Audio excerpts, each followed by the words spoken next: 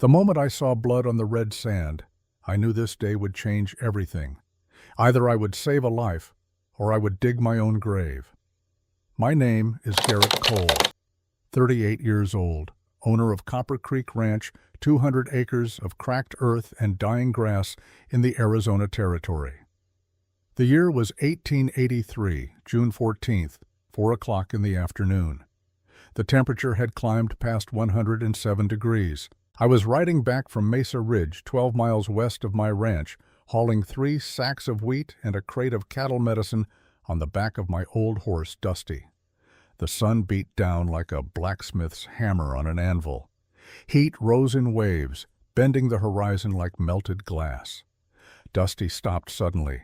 His ears flicked forward. He whinnied, a sound I had not heard from him in months. Something was wrong. I looked down at the trail. A woman lay face down in the dirt. Her skin was dark, burned by the sun, and covered in dust. But what caught my eye was the blood. Fresh blood mixed with dried blood on her back, creating a pattern of violence that made my stomach turn. I dismounted slowly, my hand moving instinctively to the rifle on my saddle. 5 years living alone had taught me caution. 5 years since disease took my family had taught me that death could hide anywhere, even in a woman lying helpless in the desert. But as I knelt beside her, I saw she was still breathing, barely. Her chest rose and fell in shallow, uneven movements. Her wrists were bound with rough leather straps cutting deep into her skin. Her back was covered in whip marks, at least 17 that I could count. Some were fresh, still weeping blood. Others had begun to scab over. She was tall, nearly 5 feet 9 inches. Her body was muscular in a way I had never seen in a woman before. Her arms were thick with lean muscle. Her shoulders were broad. She looked like she could break a man in half if she wanted to. I reached for my hunting knife and cut the leather bindings. Her pulse was faint, like a whisper trying to become a scream, but failing. Her skin was hot to the touch, fever burning through her like wildfire. If I left her here, she would be dead before sunset. I should have left her. That would have been the smart choice, the safe choice. I had spent years avoiding people, avoiding trouble, avoiding anything that reminded me I was still alive while my family was dead. I did not go to town unless I had to. I did not speak to my neighbors. I lived like a ghost haunting my own ranch. But I could not leave her. Not after what I had failed to do before. Not after I watched my wife Margaret die in our bed while I held her hand and begged God for a miracle that never came. Not after I buried my 2 sons, Caleb and Ethan, ages 8 and 5, under 3 oak trees on the hill behind my house. I had let too many people die in front of me. I could not do it again. I lifted her onto my shoulder. She was heavy, like carrying a full sack of grain, but I managed to drape her across Dusty's back, securing her with rope so she would not fall. That was when I saw them. 4 Apache warriors stood on a ridge 200 yards away, watching me. They sat motionless on their horses, silhouettes against the burning sky. I could not see their faces, but I felt their eyes on me like the barrels of rifles. One of them, the tallest, had a scar running down his left cheek. Even from this distance I could see it, a white line cutting through dark skin. He nodded at me slowly, not a friendly nod, not a gesture of gratitude, just acknowledgement. A sign that said, "We see you. We know what you are doing." I kicked Dusty's flanks. The old horse bolted forward, red dust swirling in our wake. Behind me I heard a long, high-pitched cry. Not a wolf, not a coyote, an Apache war call, and a signal. I had just chosen a side, and there was no turning back. The ride to my ranch took 30 minutes. 30 minutes of the woman's blood dripping onto my saddle. 30 minutes of wondering if she would die before I got her home. 30 minutes of knowing that the 4 warriors were probably following me, probably gathering more men, probably preparing to come for her. When I finally reached Copper Creek Ranch, the sun was beginning to set, painting the sky in shades of orange and crimson that reminded me of the blood on her back. I carried her inside the cabin and laid her on the bed. My bed. The bed I had not slept in for 5 years. The bed where Margaret had died while I watched, helpless. I had been sleeping on the floor in the corner ever since. I could not bring myself to lie in that bed. Every time I looked at it, I saw her there, her skin pale and covered in sweat, her breath coming in short gasps as scarlet fever consumed her from the inside. But the woman needed it now, so I laid her down as gently as I could and went to work. I had been a field medic during the war between the states, back when I was a young man who believed in causes and flags and honor. The war had taught me how to keep men alive long enough to die on a different day. That knowledge had failed to save my wife and children, but maybe it could save this stranger. I built a fire in the hearth and set water to boil. I found clean cloth in the trunk at the foot of the bed, the trunk I had locked 5 years ago and never opened. Inside were Margaret's dresses, her shawls, her stockings. I took out several pieces of white cotton and tore them into strips for bandages. The woman's wounds were severe. 17 lashes, some deep enough to expose muscle. One had cut close to her spine. If infection set in, she would be dead within days. I cleaned each wound with boiled water and whiskey, working as quickly as I could. She moaned in her unconscious state, but did not wake. Her fever was climbing, 104 degrees when I checked with the back of my hand against her forehead. As I worked, I noticed something carved into her back beneath the whip marks. Letters. Someone had used a knife to carve a word into her skin, then whipped her so the scars would be permanent. The word was barren. Barren. Unable to bear children. A mark of shame carved into her flesh for everyone to see. What kind of people would do this? What kind of law demanded this punishment? I did not know, but I knew cruelty when I saw it. I had seen enough of it in the war. Men burning villages. Soldiers bayoneting the wounded. Officers ordering boys to charge into cannon fire because honor demanded it. Cruelty always justified itself. It always found a reason. It always claimed to be justice. I finished bandaging her wounds and covered her with a blanket. Then I sat in the chair beside the bed, my rifle across my lap, and waited. The night was quiet except for the sound of her breathing and the crackling of the fire. I did not sleep. I watched the door, the windows, the shadows moving across the walls. If the Apache came for her tonight, I would hear them, and I would be ready. At 2 a.m, she began to speak, not in English, in Apache. I could not understand the words, but I heard the pain in her voice. She was crying in her sleep, tears running down her cheeks, her hands clutching the blanket like she was trying to hold on to something that kept slipping away. I placed a damp cloth on her forehead and whispered, even though I knew she could not hear me, even though I knew she probably would not understand, even if she could. Tonight, you are safe. I do not know who you are. I do not know what they did to you, but tonight, you are safe. I must have dozed off some time before dawn, because the next thing I knew, there was a large hand wrapped around my throat, squeezing with the strength of a man twice my size. The woman was awake. Her eyes were wide and wild, bloodshot from fever and fear. She had me pinned against the chair, her grip cutting off my air. I could see the muscles in her forearms flexing, veins standing out like ropes under her skin. I tried to speak, but could only make choking sounds. I grabbed her wrist, trying to pry her hand away, but she was impossibly strong. "I am not your enemy," I wanted to shout. "I saved you."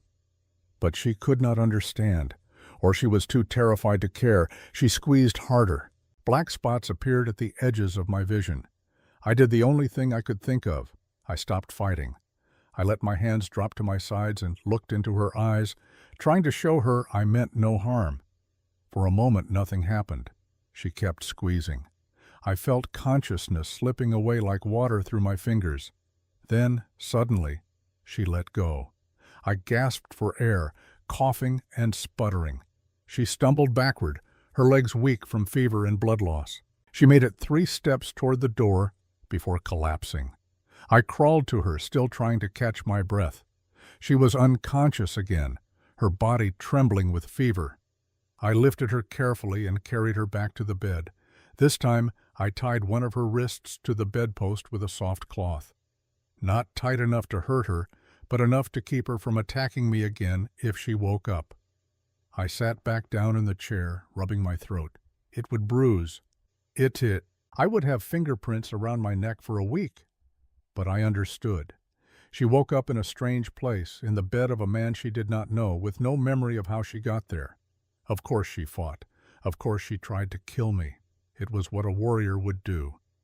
As the sun began to rise, casting pale light through the window, I noticed something on the floor near the bed. It must have fallen off during our struggle. A necklace, made of leather cord with a bear tooth hanging from it.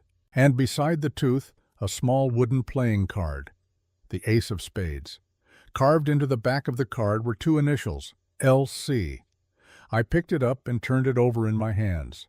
Why would an Apache woman have a playing card? And who was LC? I placed the necklace on the table beside the bed. When she woke up, I would give it back to her. And maybe, if she did not try to kill me again, I would ask her about it. The second day began with silence. She woke sometime mid-morning, but she did not speak. She simply lay in the bed watching me. I untied her wrist and offered her water. She stared at the cup for a long time before reaching for it. I drank first to show her it was not poisoned. Then I handed it to her. She drank slowly, never taking her eyes off me. When she finished, she set the cup down and continued watching.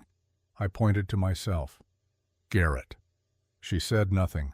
I pointed to her and raised my eyebrows, asking her name. She looked away. I did not push.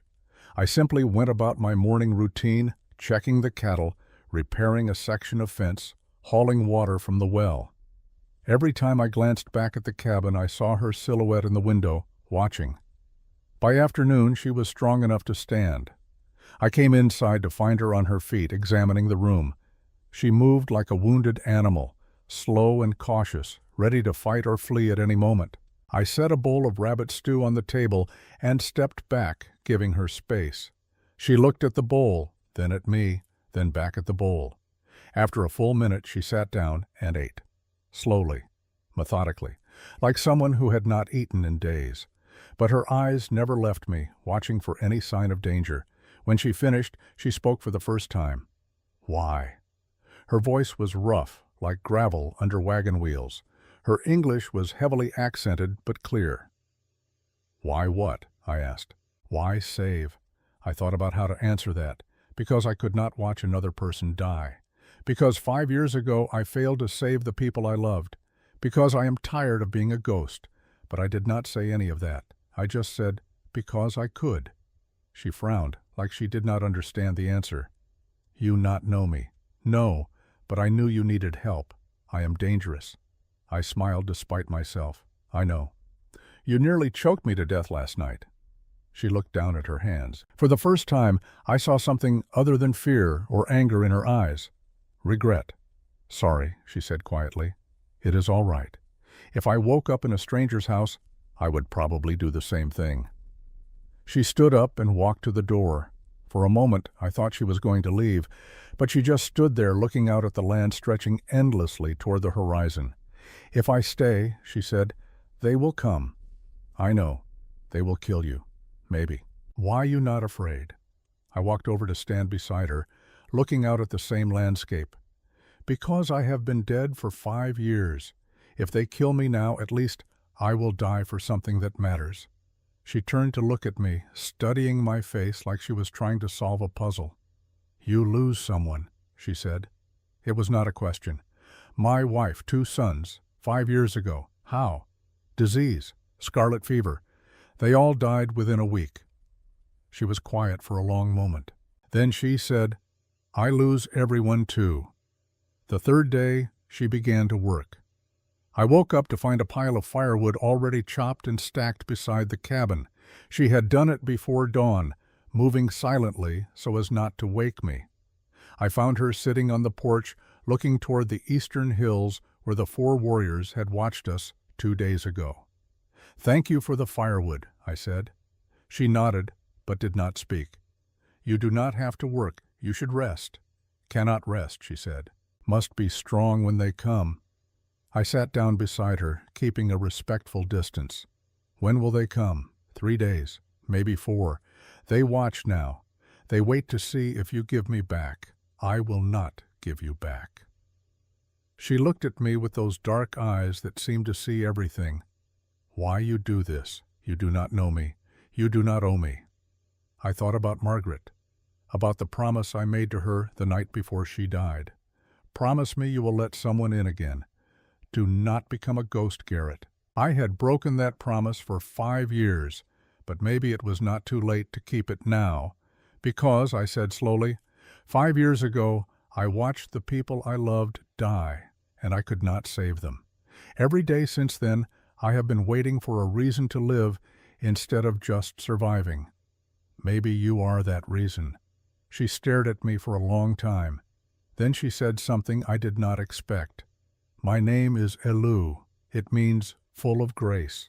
But I am not worthy of that name anymore." "Why not?" She lifted her hand and touched her back where the scars were still healing. "Because I am barren. Because I failed my people. Because I am cast out." "Who cast you out?" "My tribe, the Chiricahua Apache. I was a warrior. The only woman to be named Fire Dancer in 50 years. I killed 14 enemies in battle. I protected my people. But I could not give my husband a child. So they marked me and left me in the desert to die." My stomach turned to ice. "That is not justice. That is cruelty. It is our law." "Then your law is wrong." She looked at me with something like surprise. "No one has ever said that before." "Well, I am saying it now. You are not barren. You are strong. Stronger than any man I have ever met. And if your people cannot see that, then they do not deserve you." For the first time since I found her, Elu smiled. It was a small smile, barely there, but it was real. "You are strange man Garrett Cole." I get that a lot. That afternoon the well nearly ran dry. I had been planning to dig it deeper for weeks, but had not found the energy. Now, with another person depending on that water, I could not put it off any longer. I grabbed the shovel and started digging. The ground was hard as iron, baked by the sun into something almost like stone. After an hour, I had barely made any progress.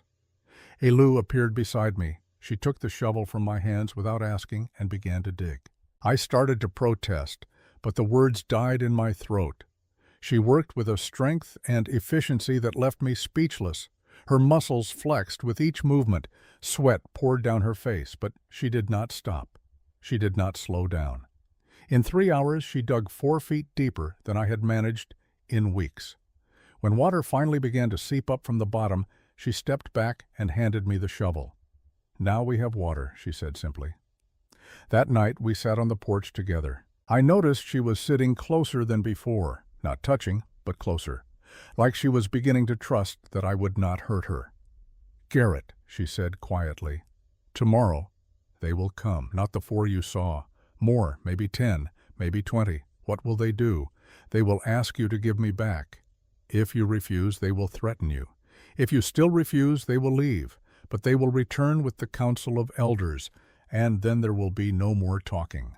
What if I give you a horse? You could ride south. There are towns there. You could start over." She shook her head. "I have nowhere to go. If I run, I will always be running. I am tired of running. Then we will face them together." She looked at me with those eyes that held so much pain and so much strength. "You would fight for me? A woman you met 3 days ago?" "Yes. Why?" I thought about that. Thought about Margaret and Caleb and Ethan. Thought about 5 years of loneliness. Thought about the empty rooms and the silent nights and the feeling that I was already dead. "Because," I said finally, "you make this house feel less empty." We sat in silence as the sun set. The sky turned red and gold, beautiful and violent at the same time. In the distance, I thought I saw movement on the hills, shadows against shadows. They were watching, waiting, and tomorrow they would come. I went inside and checked my rifle, fully loaded. I had another box of ammunition in the trunk. Enough for a fight if it came to that. Elu followed me inside. She looked at the rifle, then at me. "If they come," she said, "I will protect you." I smiled. "I am supposed to be protecting you. We protect each other." She held out her hand. I took it. Her grip was strong and warm. "Deal," I said. That night I slept in the chair again while Elu slept in the bed, but this time I slept easier. For the first time in 5 years, I did not feel alone. The 8th day arrived with the sound of hoofbeats. I woke before dawn and saw them coming, 3 riders moving slowly toward the ranch. I recognized the one in front, the tall warrior with the scar on his face.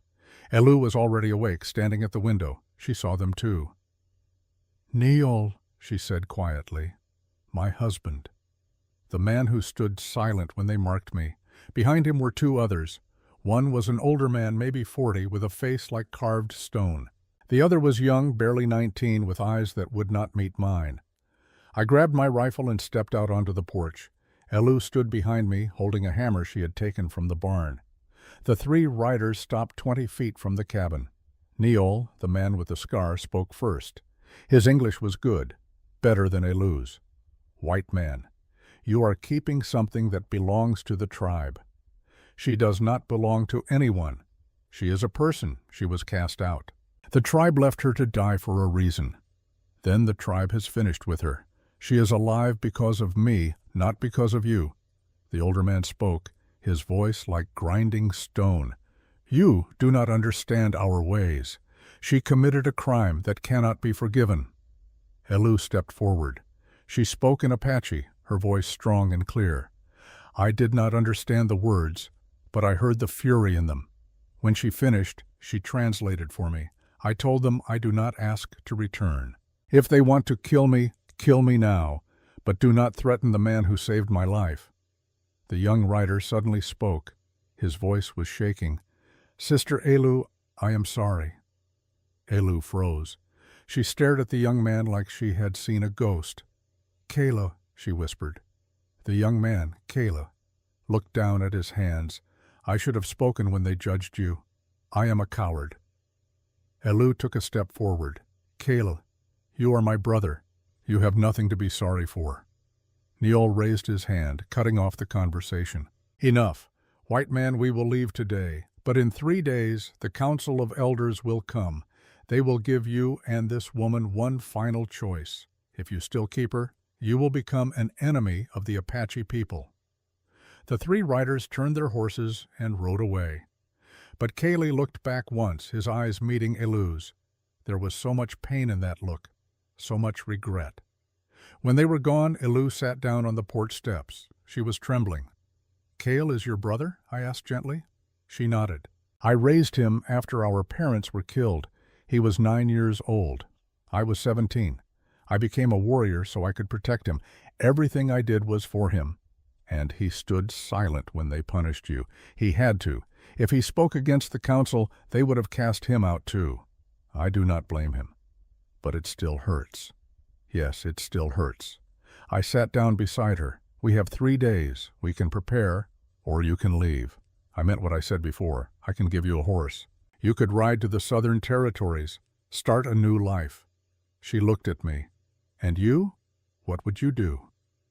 That night, after Elu had gone to sleep, I walked up to the hill where Margaret, Caleb, and Ethan were buried. I sat between the 3 graves, running my hands over the weathered wood of the markers. "I made you a promise, Margaret. I said I would let someone in again. I said I would not become a ghost. And now I have a chance to keep that promise. But it means fighting. It means risking everything we built here." The wind rustled through the oak trees. No answer came. But I did not need one. I buried 3 people on this hill. I will not let anyone drive me away from them. And I will not abandon Elu the way her people abandoned her. I stood and walked back down to the cabin. Through the window, I could see Elu sleeping peacefully for the first time since I had found her. Whatever came next, we would face it together. That evening, as the sun set, Elu told me her story. The whole story. She was born into the Chiricahua Apache tribe 32 years ago. Her father was a warrior. Her mother was a healer. She had one brother, Cale, 8 years younger. 15 years ago, when Elu was 17, the United States cavalry raided their village. Her parents were killed in the fighting.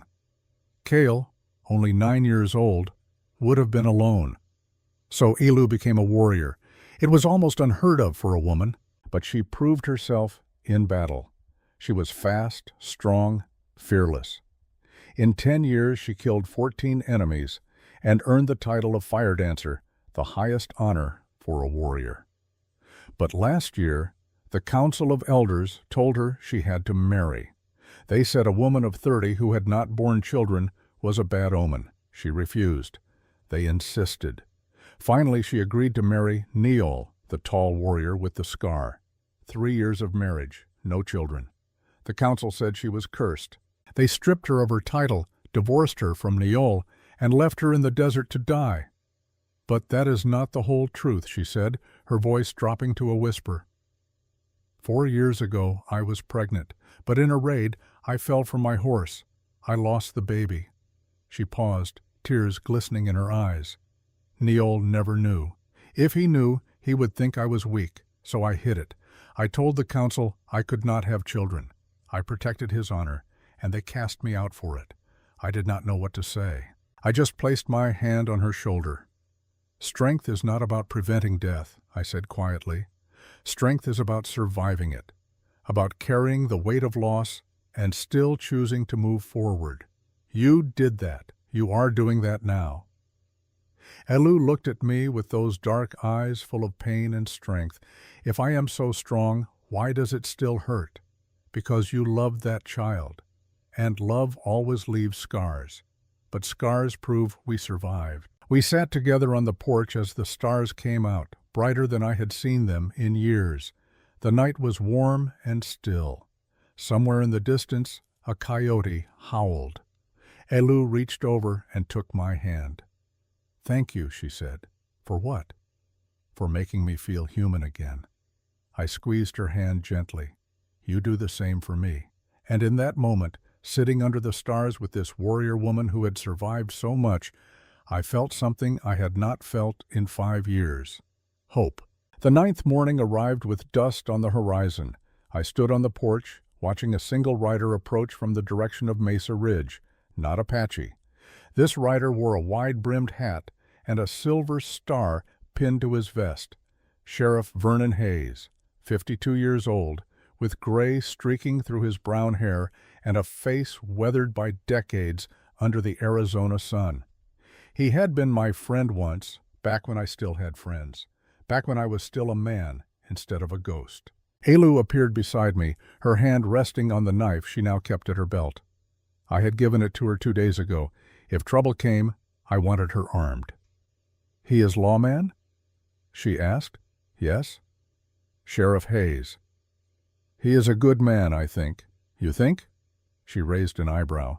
You not know? I have not spoken to him in 5 years. Not since the funeral. Hayes dismounted slowly, his movements stiff. He had taken a bullet in the hip during a shootout 3 years back, and it still troubled him. He tied his horse to the porch rail and looked up at us. Garrett. His voice was gravelly, worn down by too many years of tobacco and whiskey. I heard you were sheltering an Apache woman. Came to see if the rumors were true. They are true. He looked at Elu, studying her face. Then he looked back at me. Can we talk? Just you and me? Elu can hear anything you have to say to me. Hayes sighed and climbed the porch steps. Up close, I could see the lines around his eyes had deepened. He looked older than I remembered. Tired. All right then. Garrett, do you know who this woman is? Her name is Elu. She was left to die in the desert. I saved her. She is more than that. He turned to Elu. You are Elu Red Hawk, Fire Dancer, the only woman to hold that title in the Chiricahua tribe. 10 years ago, you killed 14 United States cavalry soldiers at the Battle of Sibique Creek. Elu met his gaze without flinching. Yes, I killed them. One of those soldiers was my wife's brother. Lieutenant Samuel Croft, 23 years old. He died from an arrow through the throat. The air seemed to freeze. I looked at Elu, then at Hayes, my hand moving instinctively toward my rifle. But Hayes raised his hand. I am not here for revenge, Garrett. Samuel died in a war. He chose to fight the Apache. He knew the risks. I do not blame her for doing what warriors do. Then why are you here? Hayes reached into his saddlebag and pulled out an envelope. He handed it to me. Because you need to know what you are getting into, and because you have bigger problems than the Apache. I opened the envelope. Inside was a letter from Mesa Ridge Bank, stamped with red ink. Outstanding debt, $480. Final deadline, September 1st, 1883. Failure to pay will result in foreclosure of Copper Creek Ranch. I stared at the number. $480. I had borrowed that money 3 years ago to buy cattle, planning to pay it back after the first sale. But I had let the ranch fall apart after Margaret died. The cattle had wandered off or died. I had forgotten about the debt entirely. I do not have this money, I know. Hayes leaned against the porch rail. You have 6 weeks. If you cannot pay, the bank will take your land. I can sell the horses. Hayes shook his head. You have 12 horses. Even at top price, you would get maybe $200. Not enough. Then I will lose the ranch. Elu stepped forward. How much for one horse? Good horse? Hayes thought for a moment. The army is buying horses right now. $50 each for good stock. Elu looked at me. 12 horses, 50 each. That is $600, more than debt. But without horses, I cannot work the ranch. Elu smiled slightly. Apache people need horses too. We sell to my tribe. They pay more than army. Maybe $60, $70 each. Hayes stared at her. You want him to sell horses to the Apache? The same people who want you dead? Elu shrugged. They want me dead. They not want to walk everywhere. Business is business. I could not help but laugh. It was absurd. Suicidal, probably. But it was the only plan that made sense. There is one problem, I said. The Apache village is 2 days north. We would have to ride into the heart of their territory. Elu nodded. Yes, dangerous. But I know the way. And I need to see Keel again, my brother. I need to speak with him. Hayes rubbed his face.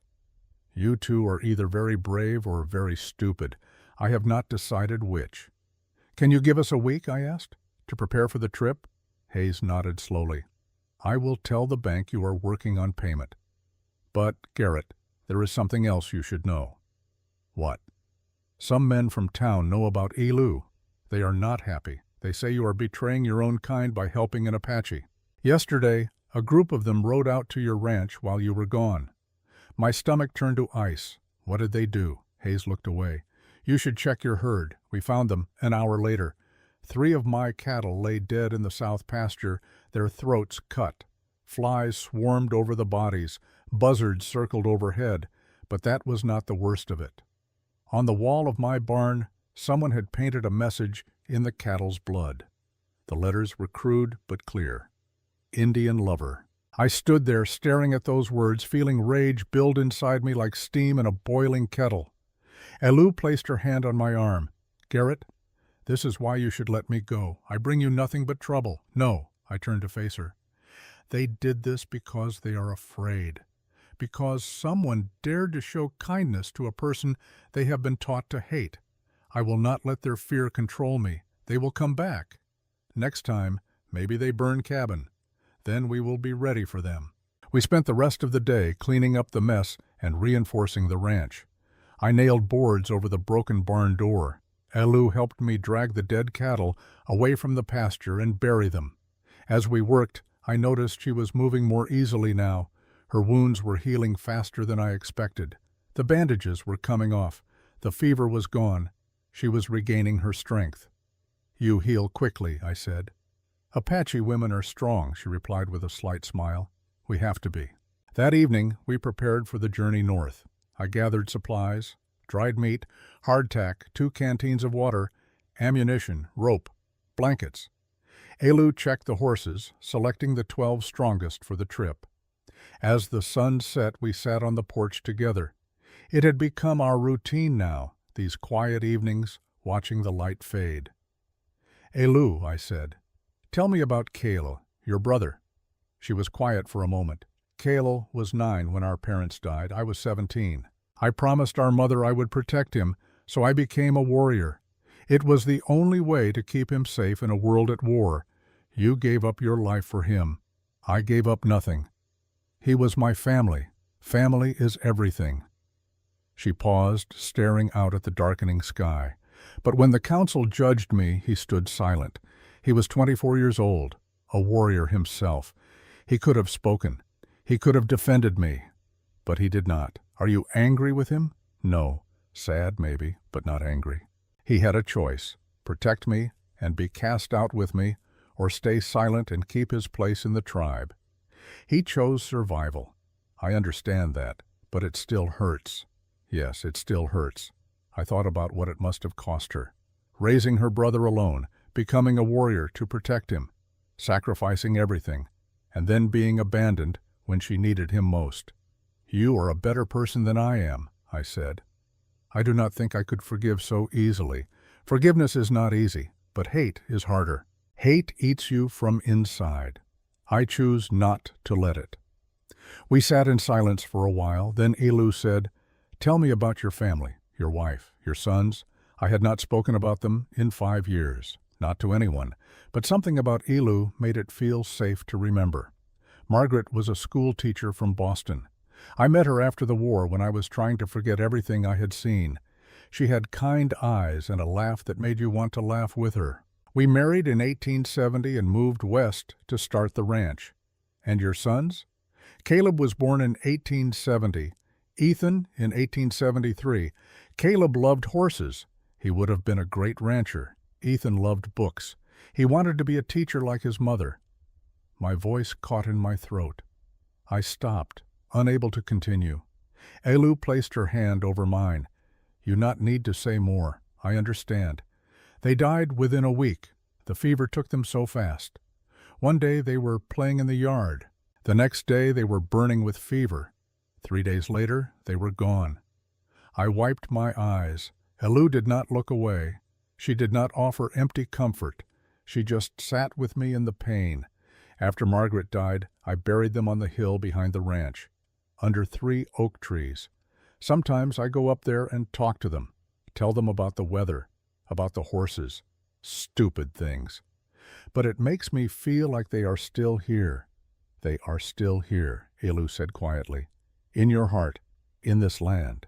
People we love never really leave." I looked at her. "Do you believe that?" "I have to. Otherwise, what is the point of loving anyone?" The 10th and 11th days were spent in preparation. Elu taught me basic Apache phrases. Ya'ati meant hello. Ahehi meant thank you. Shi hojogo nishui meant I come in peace. I practiced the words until my tongue felt thick and clumsy. She laughed at my pronunciation. "You sound like drunk white man trying to speak Spanish." "I am a drunk white man trying to speak Apache. You not drunk now? Give me time." In turn, I taught her to read English. She already spoke it well enough, but reading was different. I used an old Bible that Margaret had brought from Boston. Elu learned quickly, her finger tracing the words as she sounded them out. "In the beginning, God created the heaven and the earth," she read slowly, "and the earth was without form and void." She looked up. "What is void?" "Empty. Nothing, like the desert." "Yes, like the desert," she smiled. "Then God should come to Arizona. Lots of void here." On the 11th night, Elu asked me a question I had been dreading. "Garrett, if I die on this journey, you have regret for saving me?" I looked at her, sitting across the fire from me. Her face was lit by the flickering flames, half in shadow, half in light. She looked like a warrior and a woman at the same time. Strong and vulnerable, fierce and afraid. "Never," I said. "You are the reason I found myself again." She reached across the fire and took my hand. "I feel same. You give me something I never had before." "What?" "Choice. My whole life people tell me what to be. Warrior, wife, mother. I never choose, but you let me choose. You ask me what I want. No one ever asked before. What do you want? She looked into my eyes. I want to live, not just survive, live. And I want to live here, with you. My heart was pounding. I want that too. She moved around the fire to sit beside me. We sat close, shoulders touching. Neither of us spoke for a long time. Then Elu said, "If we both survive this, we build something new, not Apache, not white. Something in between, a place that is ours. Yes, a place that is ours." She rested her head on my shoulder. I put my arm around her. We sat like that until the fire burned down to embers and the stars filled the sky above us. For the first time in 5 years, I felt whole. The 12th day arrived too soon. We set out at dawn, leading 12 horses north toward the Apache village. The journey would take 2 days if the weather held. 2 days riding through territory where I was not welcome. 2 days where any mistake could get us killed. Elu rode beside me, her eyes constantly scanning the horizon. She had tied her hair back and wore clothes I had given her from Margaret's trunk, a simple dress and boots. She looked less like a warrior now, more like a settler woman. But I knew the knife was still at her belt, hidden under the dress. As we rode, I told her about Margaret, about our life together, about the dreams we had shared. She wanted to build a school here, on the ranch. She said if we could teach the children, both white and Apache, maybe there would be peace someday. That is beautiful dream, yes, but it died with her. Maybe not. Maybe we can still build it. After this is over, I smiled. You want to be a teacher? Why not? I can read now. You teach me. I teach others. We rode in silence for a while. Then Elu said, "Tell me about the war, the one you fought, the war between the states." I was 19 when it started, 23 when it ended. 4 years of killing men who spoke the same language as me, who prayed to the same God. I was a field medic. I tried to save lives. But mostly I watched boys die in mud and blood. Why you fight? I thought I was fighting for freedom, for justice. But by the end, I did not know what I was fighting for anymore. I just wanted it to be over. Elu nodded. Same with Apache wars. We fight for land, for freedom. But mostly we fight because we do not know how to stop. Maybe that is what war always is. People too proud or too scared to stop. We camped that night in a canyon, building a small fire and sharing dried meat. The stars overhead were brilliant, a river of light cutting across the black sky. Elu pointed upward. Apache people believe stars are campfires of ancestors. They watch over us. I like that idea. She smiled. White people believe something else. Some believe heaven is up there, a place where the dead go to be happy forever. You believe that? I want to. But after Margaret and the boys died, I stopped believing in much of anything. If there is a heaven, why would God take them so young? What kind of loving God does that? Elu was quiet for a moment. Maybe God not take them. Maybe death just is, like wind, like rain. It comes for everyone. The question is not why. The question is what we do with the time we have. I looked at her. When did you become a philosopher? She laughed. When I had too much time alone in the desert to think. As we settled onto our blankets, I noticed the necklace around Elu's neck, the bear tooth, and the wooden playing card, worn smooth by years of handling. Elu, I said, I have been curious about something since the day I found you. That necklace, the card with the initials LC. What does it mean? She touched the card gently, her fingers tracing the carved letters. Lieutenant Croft, the first soldier I ever killed. I was 17 years old. She was quiet for a moment, staring into the fire. It was during a raid on our village. He shot my father in the chest, killed him instantly. I picked up my father's bow and shot the lieutenant through the throat. When I searched his body for weapons, I found this card in his pocket. Ace of Spades, his good luck charm, I think. Why do you wear it? To remember. She looked at me. In war, we call enemies evil. We make them less than human so it is easier to kill them. but Lieutenant Croft was someone's son, maybe someone's husband, maybe someone's father. He had a name. He carried a lucky card. He was a person, and you want to remember that. Yes, every life I took I carry, not as a trophy, as a burden, as a reminder that war has a cost, that every enemy is also someone's family.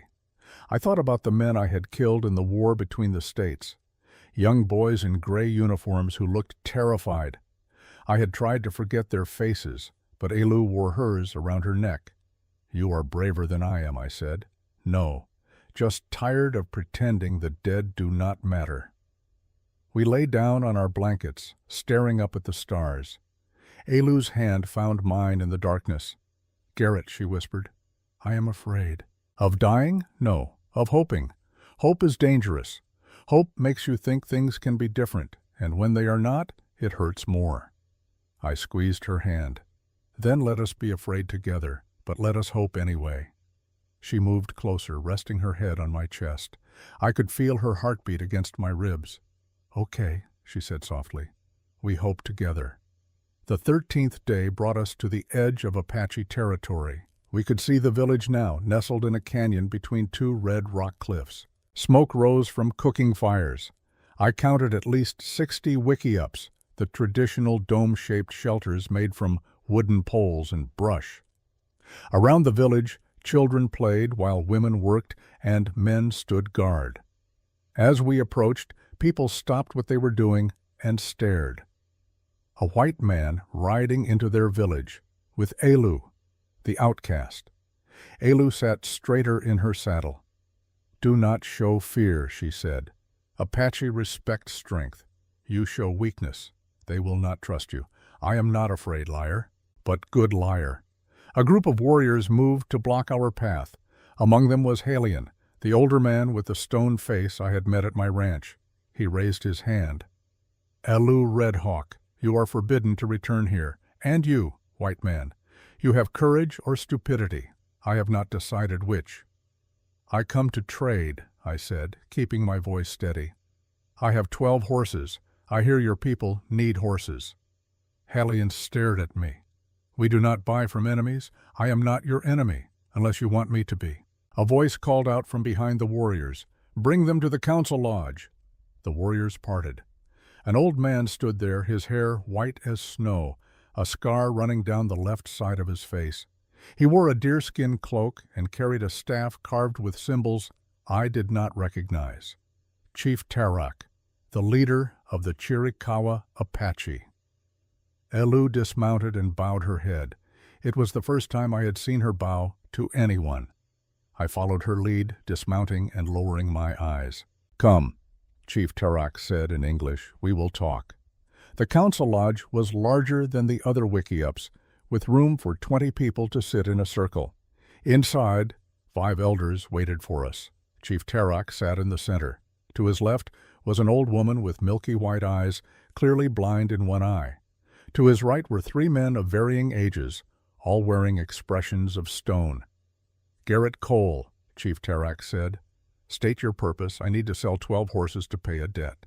"The United States Army offers $50 per horse, but I would rather sell to you if the price is fair." "Why would you rather sell to us?" "Because Elu says you are fair people, and because I believe we can help each other." One of the male elders spoke sharply in Apache. Elu translated quietly for me. "Elder Kuruk says you are a fool to trust the word of a woman who was cast out." Chief Tarak raised his hand for silence. Then he turned to Elu. "Elu Red Hawk, you were judged by this council. You were found unworthy to be a member of this tribe. You were marked and abandoned. Why have you returned?" Elu knelt on the ground, a position of humility. "I have not returned to ask forgiveness. I have returned to speak truth. I did not betray the tribe. The tribe betrayed me." The council erupted in angry voices. Elder Kuruk stood shouting in Apache, but Elu raised her voice above the noise. 4 years ago, I was pregnant. I was carrying a child, but in a raid I fell from my horse. I lost the baby. I never told Neo because I did not want him to feel shame for having a weak wife. So I protected his honor, and you punished me for it." The council fell silent. Chief Tarak leaned forward. You hid this truth? Yes. Because I thought it was my failure, but now I understand. The failure was not mine. The failure belongs to a tribe that demands women be warriors and mothers at the same time. You cannot ask us to risk our lives in battle and then shame us for not bearing children. That is not justice. That is cruelty. Elder Kuruk's face turned red with rage. You dare accuse this council of cruelty? I dare speak truth. Suddenly, a young voice cut through the tension. A warrior stepped forward from the back of the lodge. Keel, Elu's brother. He knelt before the council. Elders, I must speak. Elu Red Hawk is my sister. She raised me when our parents died. She became a warrior to protect me. Everything she did was for our family. When this council judged her, I stood silent. I was a coward. If you must punish someone, punish me, not her. Elu stood quickly. Kale, no, you do not have to do this. But Kale did not move. I was wrong to stay silent. I will not be wrong again. Chief Tarak studied the young man. Then he looked at Elu, then at me. His ancient eyes seemed to see through all of us. This council will discuss, he said finally. You will wait outside. Elu and I stood outside the council lodge for what felt like hours, but was probably only 20 minutes. Kale stood with us, his eyes on the ground. Kale, Elu said gently, why did you speak? Because you were right. I was a coward. I let them hurt you because I was afraid. But this man, she gestured to me, he was not afraid. He stood with you when I would not. That shamed me. I placed my hand on Kale's shoulder. You are here now. That is what matters. The flap of the council lodge opened. Chief Tarak emerged. We have decided. Garrett Cole, we will buy your 12 horses, not for $50 each, for $70. That is $840. The weight lifted from my chest. That is more than generous. But there is a condition. You must promise 3 things. First, you will never sell Elu to the United States Army, no matter what they offer. Second, you will never betray her. Third, if our tribe calls for help in the future, you will answer. I did not hesitate, I promise. Chief Tarak nodded. Then we have agreement. He turned to Elu. And you, Elu Red Hawk. This council has decided that you are no longer cast out. But you cannot return to live in this village. From this day, you are free. Not a member of our tribe, but not our enemy either. You may choose your own path. Elu's eyes glistened. She bowed deeply. Thank you, grandfather, and Kale. Chief Tarak looked at the young warrior. You will not be punished. You have taught this council a lesson about loyalty. We are grateful. That night we stayed in the village as guests. Kale brought us food and introduced us to other young warriors who had served with Elu. They greeted her with respect, some with shame in their eyes for not having spoken on her behalf. As the village settled for the night, Elu and Kale sat by a fire together. I gave them space, understanding they needed to talk. I watched from a distance as brother and sister spoke quietly, their heads close together. At one point, Kale reached out and hugged Elu tightly. She held him, and I saw her shoulders shake with silent tears. When they finally parted, Kale came over to me. Thank you, he said in careful English, for saving my sister, for giving her hope. She saved me, too, I replied, more than she knows. You are a good man, Garrett Cole. You protect her, or I will come for you. He smiled to show he was half joking, only half. I will protect her, you have my word. The next morning, we prepared to leave. The 12 horses I had brought were exchanged for 12 younger, stronger horses from the Apache herd. And Chief Tarak gave me a leather pouch heavy with silver coins. This is more than we agreed, I said, weighing the pouch. Consider it payment for teaching us to question our own laws, Chief Tarak replied. That is worth more than horses. As we rode away from the village, Elu looked back one last time. Kale stood watching us, his hand raised in farewell. You will see him again, I said. I know, but it still hurts to leave. We rode in silence for a while. Then Elu said, Garrett, When we get home, what will we do? I thought about the ranch, about the empty rooms, about the possibilities. We will pay the debt, save the ranch, and then we will build something new, a place that is ours. She smiled. I like that plan. As the Apache village disappeared behind us, I felt something shift inside my chest, like a door that had been locked for 5 years was finally opening. We were going home, and for the first time since Margaret died, home felt like a place worth returning to. We arrived back at Copper Creek Ranch on the 15th day, just as the sun was setting. The sky was painted in shades of orange and purple, beautiful in the way that only Arizona skies can be. I felt good, better than I had felt in years. We had the money to save the ranch.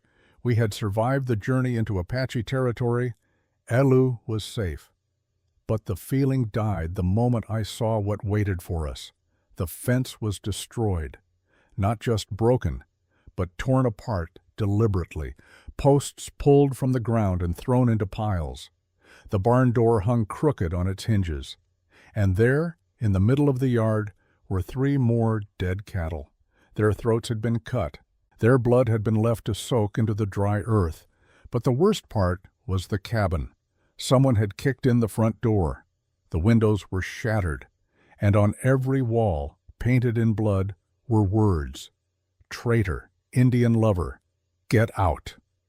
Elu dismounted slowly, her hand moving to the knife at her belt. Her face was unreadable, but I could see the tension in her shoulders. I stood in the doorway of my home, looking at the destruction, furniture overturned, dishes smashed. Margaret's things, the few precious items I had kept, scattered and broken on the floor. I felt rage building inside me like a wildfire. Not the cold, calculating anger I had felt in the war. This was hot, consuming, personal.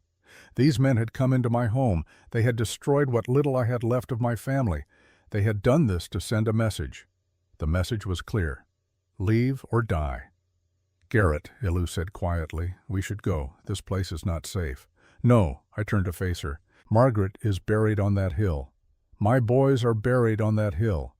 I will not let fear drive me away from them. Then they will come back.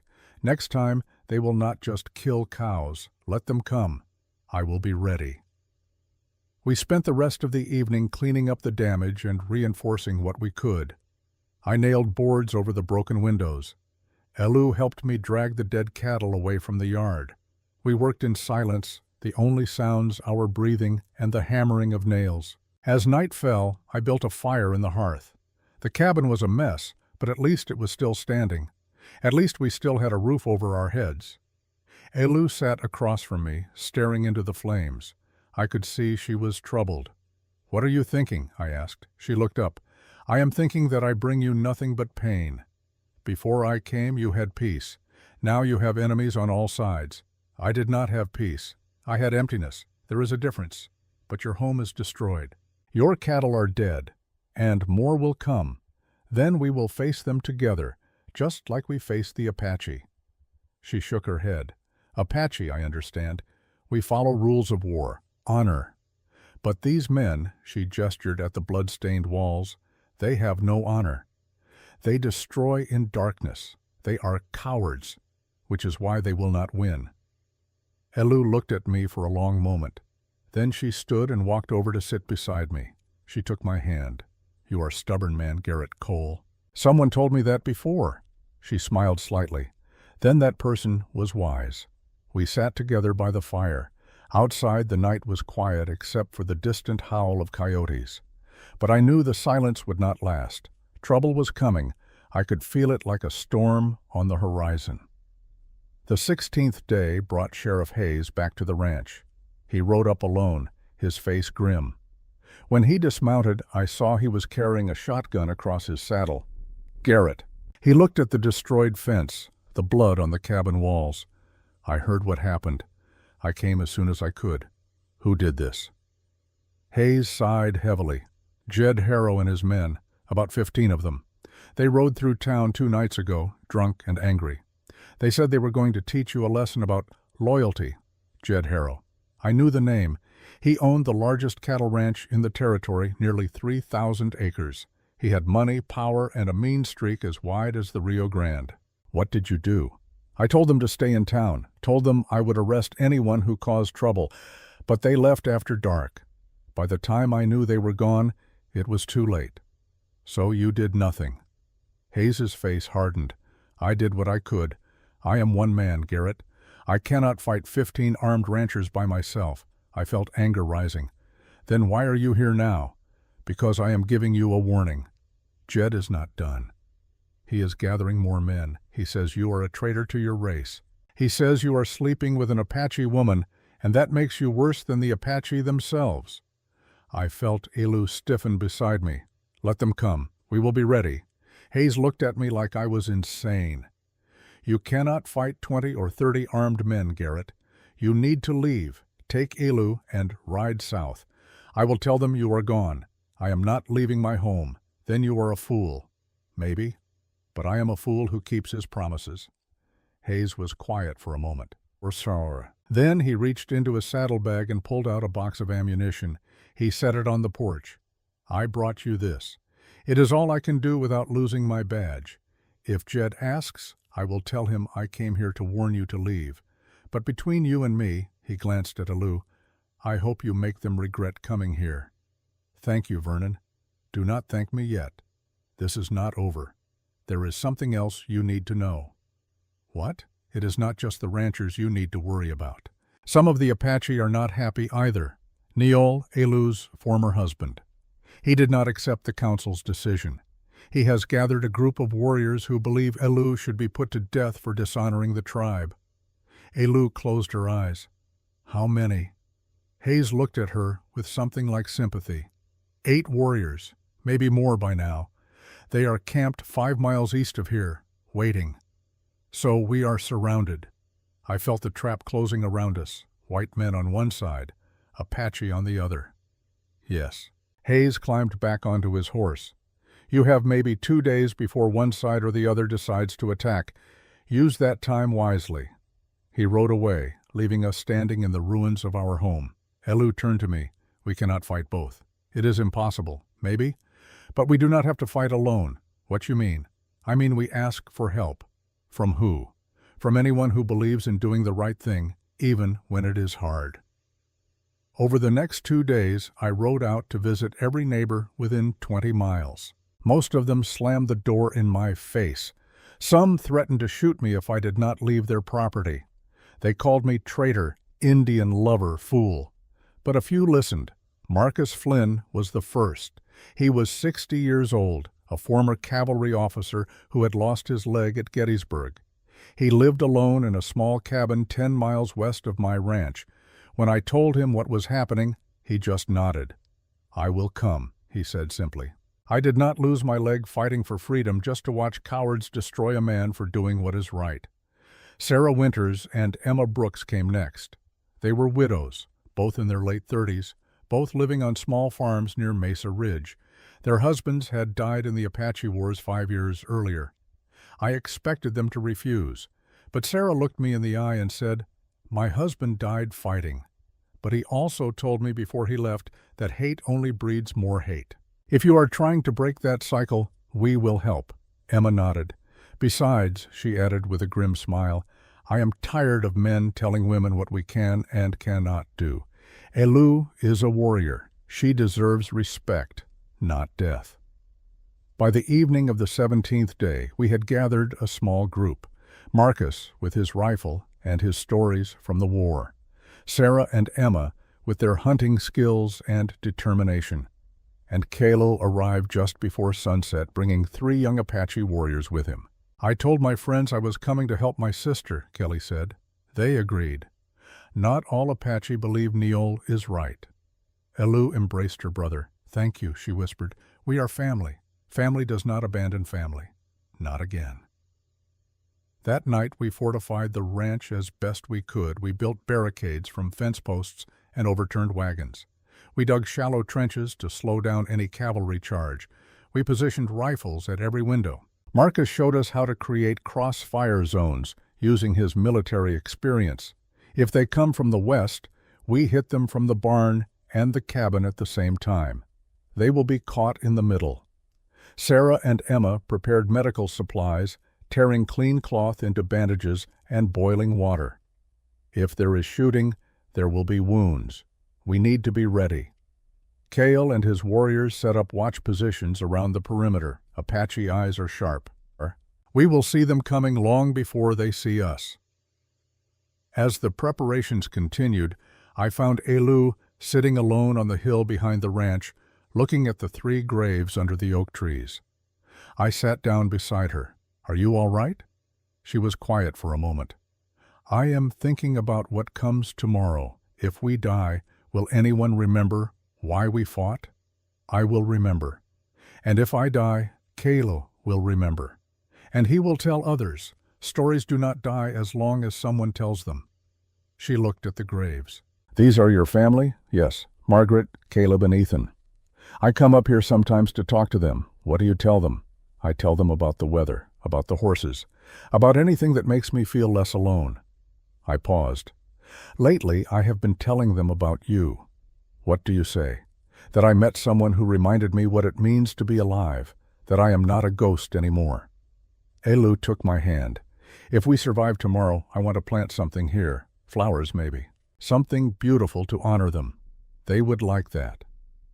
We sat in silence as the sun set, painting the sky in shades of red and gold. Below us, I could see our small group preparing for war. 7 people against possibly 40 or 50. The odds were terrible. But we were not fighting for victory. We were fighting for the right to exist, for the freedom to choose our own path. And that was worth dying for. Elu leaned her head on my shoulder. "Garrett," she said softly, "if I die tomorrow, I want you to know something. You are not going to die. But if I do," she squeezed my hand, "I want you to know that these last weeks with you have been the happiest of my life. You gave me something I never had before. You made me feel like I mattered. Not as a warrior, not as a woman who could bear children, just as myself." I felt tears burning in my eyes. "You matter more than you know, Elu. You saved me as much as I saved you." She turned to face me. "Then let us save each other one more time tomorrow." I kissed her, soft and gentle at first, then deeper. She wrapped her arms around me and held on like I was the only solid thing in a world that kept shifting beneath her feet.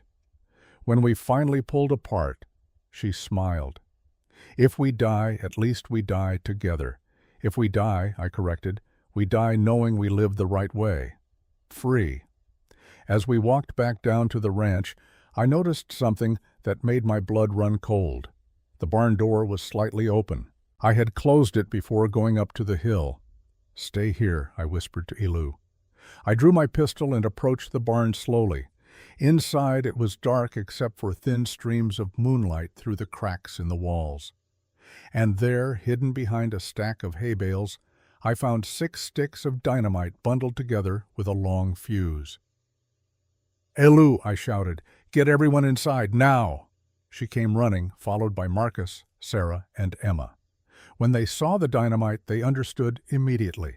"Someone planted this," Marcus said, his face grim. "This is enough to blow the barn to pieces. Maybe take the cabin with it." "Who would do this?" Sarah asked. I rode out an hour later to fetch Sheriff Hayes. He arrived just after midnight, examined the dynamite, and his face went pale. "This is military grade," he said. "Only the Army has access to this, or someone who bought it from a corrupt quartermaster." "Jed Harrow," I said. "He has the money and the connections." Hayes nodded slowly. "He was not planning to fight you face to face, Garrett. He was planning to murder you and Elu in your sleep. Make it look like an accident, a tragic barn fire." We carefully moved the dynamite far from the ranch and buried it in a deep hole a quarter-mile away. But the message was clear. Our enemies were not interested in honor or fair fights. They wanted us dead by any means necessary. Elu stood beside me as we watched the sun rise the next morning. "They are cowards," she said. "They hide behind hate because they are afraid of what we represent. What do we represent?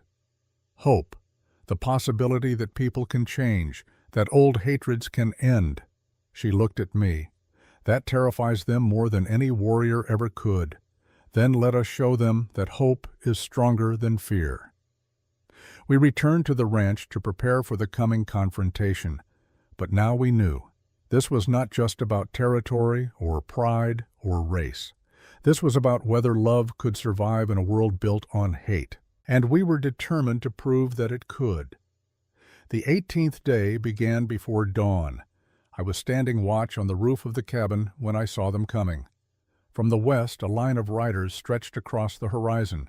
At least 20 men, maybe more. They rode slowly, deliberately, like an army marching to war. Jed Harrow led them. Even from a distance, I could see his wide-brimmed hat and the rifle across his saddle. Marcus climbed up beside me. Here they come. You ready? As ready as I will ever be. Below, Elu was checking her weapons. She had a rifle now, one I had taught her to shoot over the past few days. She was a natural, her warrior instincts adapting quickly to the new weapon.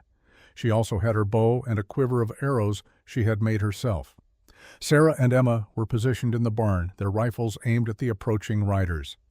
Keel and his warriors were hidden in the brush around the perimeter, ready to strike from the sides if needed. The riders stopped about 100 yards from the ranch. Jed Harrow rode forward alone, stopping just outside rifle range. "Garrett Cole!" His voice carried across the open ground. "I am giving you one chance. Send out the Apache woman. If you do, we will let you live. If you refuse, we will burn you out." I stepped to the edge of the roof where he could see me. She is not property to be sent out. She is a person, and she stays. Then you are a traitor to your own kind. My kind is anyone who believes in doing what is right, not what is easy. Jed spat on the ground. You have made your choice. When we are done with you, there will not be enough left to bury. He turned his horse and rode back to his men. I watched as they spread out, forming a line. They were preparing to charge. But then something unexpected happened. From the east, another group of riders appeared, Apache warriors on horseback. I counted 8 of them, led by Neol, the tall warrior with the scar on his face. Jed Harrow turned to look at them. Then he laughed, a harsh sound that echoed across the desert. "Looks like the Indians want in on the fun." Fine by me, more targets to shoot. But Neol did not charge. He and his warriors simply sat on their horses, watching.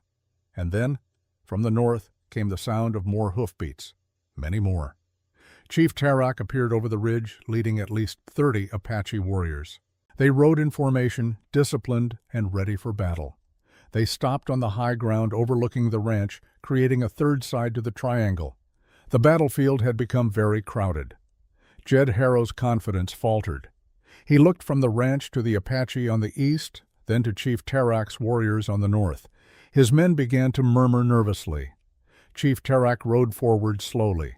He stopped between Jed's line and Neol's group. When he spoke, his voice carried like thunder. "I am Chief Tarak of the Chiricahua Apache. I speak for the council. Hear my words.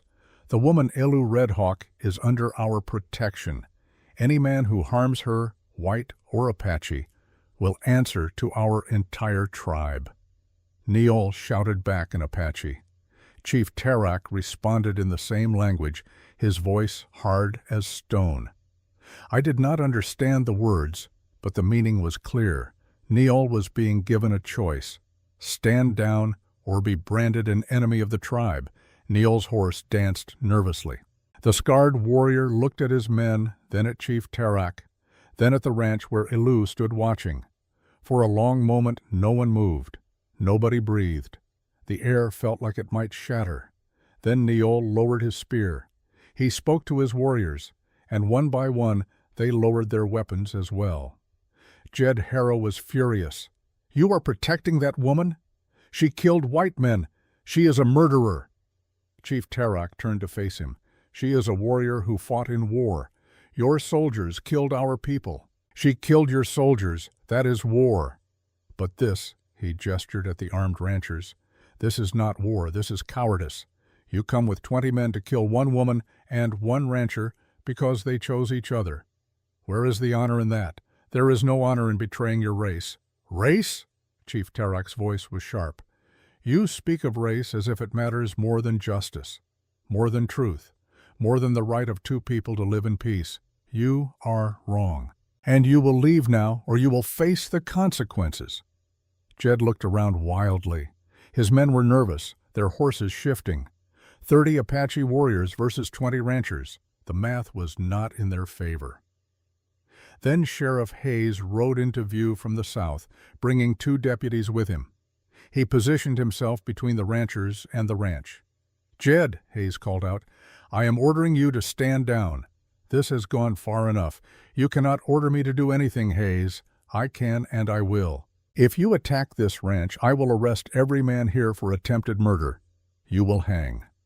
Jed's face turned red. "You would take their side against your own people?" "I take the side of the law. And the law says Garrett Cole has the right to live on his own land with whoever he chooses. Now leave before this gets worse." The standoff continued for another tense minute. Then one of Jed's men turned his horse and rode away. Then another. Then 3 more. Jed watched his support crumbling. Finally, with a curse, he yanked his horse's reins and galloped off. The remaining ranchers followed, a defeated army retreating. Chief Tarak watched them go. Then he turned to Neol. The scarred warrior dismounted and walked slowly toward the ranch. Elu stepped forward to meet him. They stood face to face, not speaking. Then Neol did something I never expected. He knelt before her. He spoke in Apache. Elu's eyes widened. She responded, her voice shaking. Kale, standing beside me, translated in a whisper. "He is apologizing. He says he was weak. He says he was not strong enough to love a woman stronger than himself. He asks for her forgiveness." Elu reached down and placed her hand on Neol's shoulder. She spoke, and Kale translated again. "She says there is nothing to forgive. She says he gave her freedom, even if he did not mean to.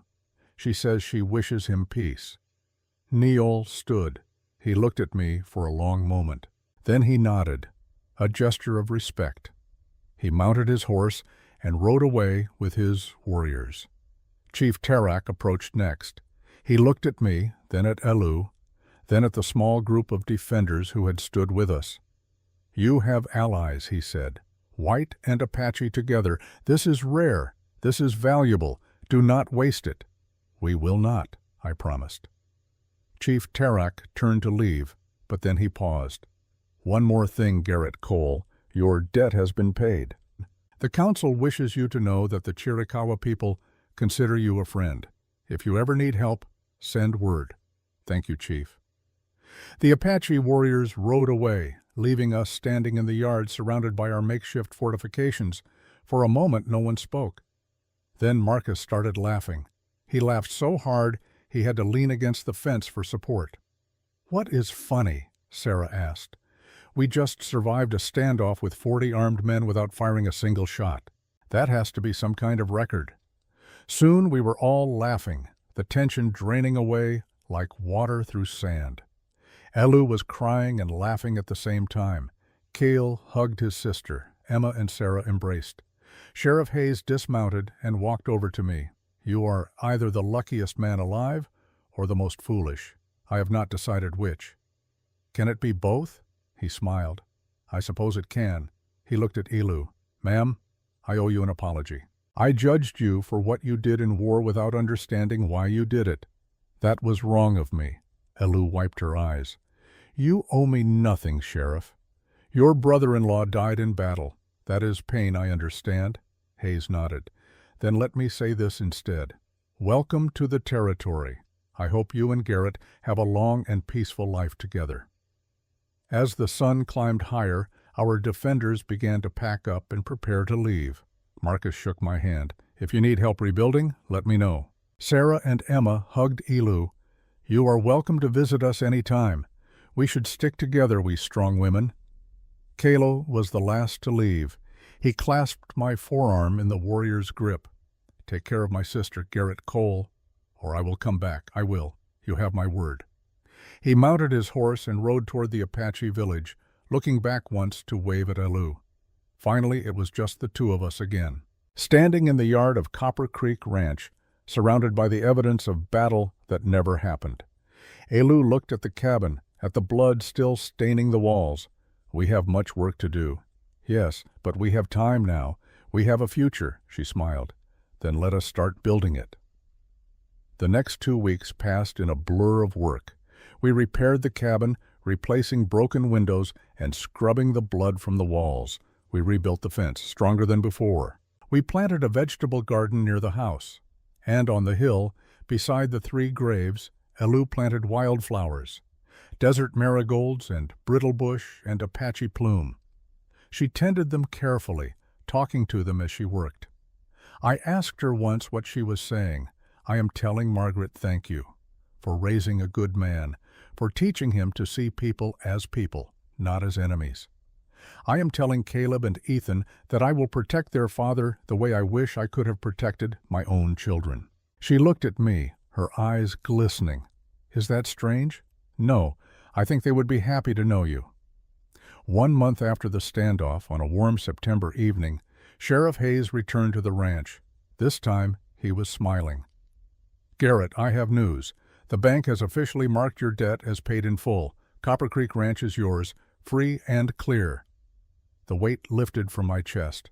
"Thank you for delivering the message. There is more."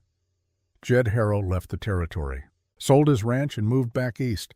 The men who rode with him are keeping quiet. They know they were wrong, even if they will not admit it out loud. Good riddance. Hayes looked around at the ranch. "You have done good work here. The place looks better than it has in years. We are building something new, something worth protecting. I can see that." Hayes tipped his hat to Elu. "Ma'am, it is good to see you looking so well. Thank you, Sheriff. Would you stay for dinner? I would be honored." We ate together that night, the 3 of us sharing stories and laughter. For the first time in a very long time, the cabin felt like a home instead of a tomb. After Hayes left, Elu and I sat on the porch watching the stars. "Garrett," she said quietly, "I have been thinking about something." "What?" "Children. I know I cannot have them. But there are children in the world who need families. Apache children who lost parents, white children whose families died. Maybe we could help some of them." I looked at her, surprised. "You would want to do that?" "Yes, not to replace the children we lost, but to honor them, to create life where there was death. I think that is a beautiful idea," she smiled. "Then we will do it, after we finish building this place, after we are ready." We sat in comfortable silence for a while. Then Elu said, "One more thing." "What?" "I want to learn to write, not just read. Write, so I can tell our story. So people will know that an Apache woman and a white man chose each other when the world told them not to. I will teach you. We will write it together." She leaned against me. "We have a good life starting, Garrett Cole." "Yes, we do." 3 months later, in December of 1883, Niall returned to the ranch. He came alone, riding slowly, his hands empty of weapons. Elu and I went out to meet him. We were wary, but not afraid. Niall dismounted. He looked older than I remembered, tired. "I come with a request," he said in English. "My wife died giving birth. The baby survived, a son. But I cannot care for him. I must hunt. I must fight. A baby needs more than I can give." He pulled a bundle from his saddle, a child, wrapped in deerskin, sleeping peacefully. "I am asking if you and Elu will take him, raise him, give him a home." I looked at Elu.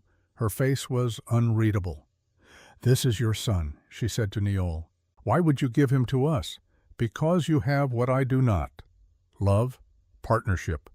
A home built on choice, not obligation. I want my son to grow up knowing what that looks like." Elu stepped forward and looked at the sleeping baby. He had dark hair and round cheeks. He could not have been more than 2 months old. "What is his name?" she asked. "I have not named him. I wanted whoever raises him to choose his name." Elu looked at me. "What do you think?" I looked at the baby. I thought about Caleb and Ethan, about the empty rooms in the cabin, about the promise Margaret had made me give her. Let someone in again, Garrett. Do not become a ghost. I think, I said slowly, that we should give him a name that honors all of us, Apache and white, past and future. Elu smiled. I have a name, Samuel. It means God has heard, and his middle name will be Kayla, after my brother. Samuel Garrett Cole. Neil's eyes were wet. That is a good name, a strong name. He handed the baby to Elu. She held him carefully, like he was made of glass. The baby stirred and opened his eyes. They were dark and curious. Neil mounted his horse. I will visit sometimes if you allow it. I want him to know his Apache heritage. You are welcome here, Elu said. Always. Neil rode away. Elu and I stood in the yard, holding Samuel between us. Are you ready for this? I asked. No, but that is all right. We will learn together. That evening, I carried Samuel up to the hill where Margaret, Caleb, and Ethan rested. Elu walked beside me, her hand on my shoulder. I knelt before the 3 graves and spoke quietly.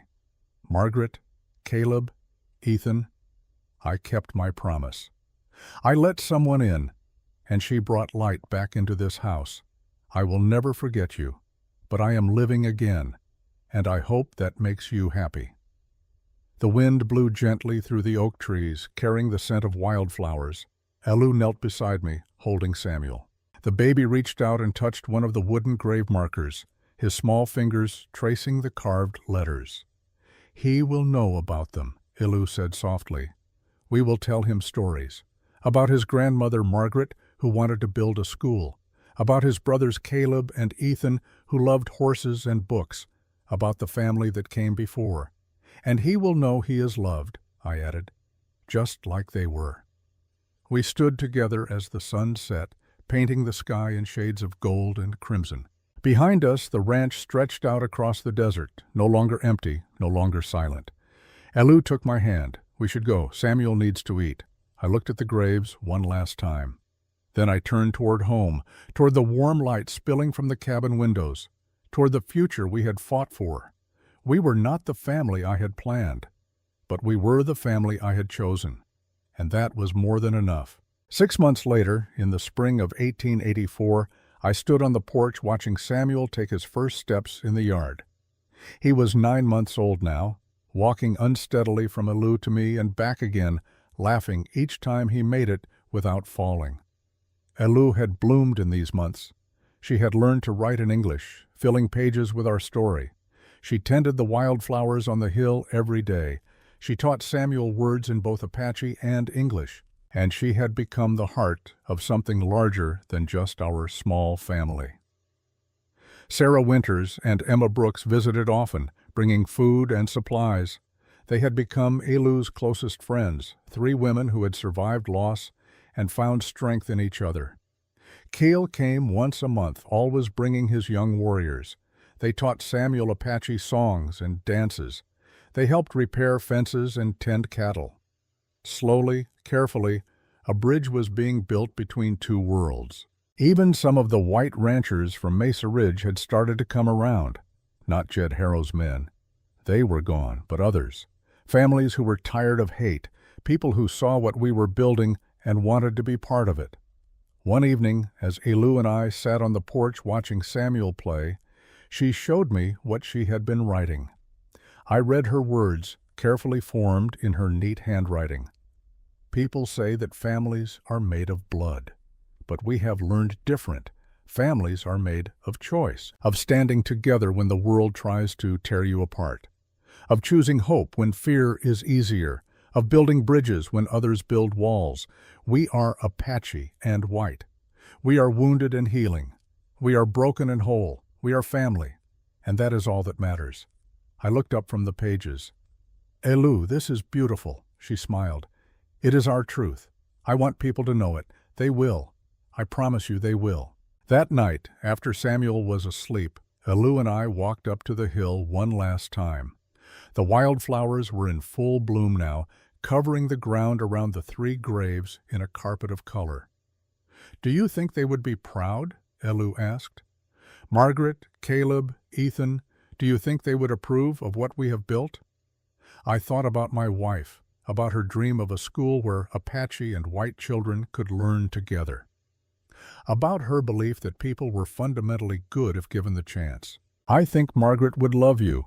I think she would be proud of what we have built here, a place where old hatreds are dying and new hopes are growing. Elu wiped her eyes.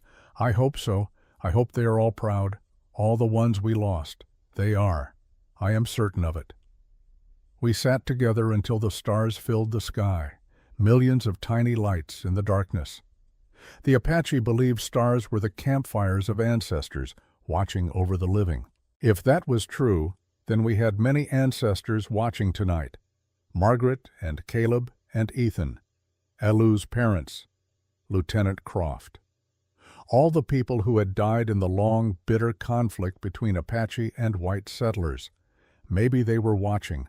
Maybe they were finally at peace. And maybe, just maybe, they were glad that their children and grandchildren had found a way to stop the cycle of hate, to choose love instead of fear, to build instead of destroy, to live. Elu rested her head on my shoulder. Are you happy, Garrett? Yes. For the first time in a very long time, yes, me too. We walked back down the hill, hand in hand. Behind us, the graves stood silent under the stars. 3 markers of loss, 3 reminders of pain, but also 3 symbols of love that had transcended death. Because love does not die when people do. It transforms. It becomes the foundation on which new life is built. And we had built well. The cabin light glowed warm against the darkness. Through the window, I could see Samuel sleeping peacefully in his crib. This was home. This was family. This was love. And it was enough. More than enough. It was everything. The end.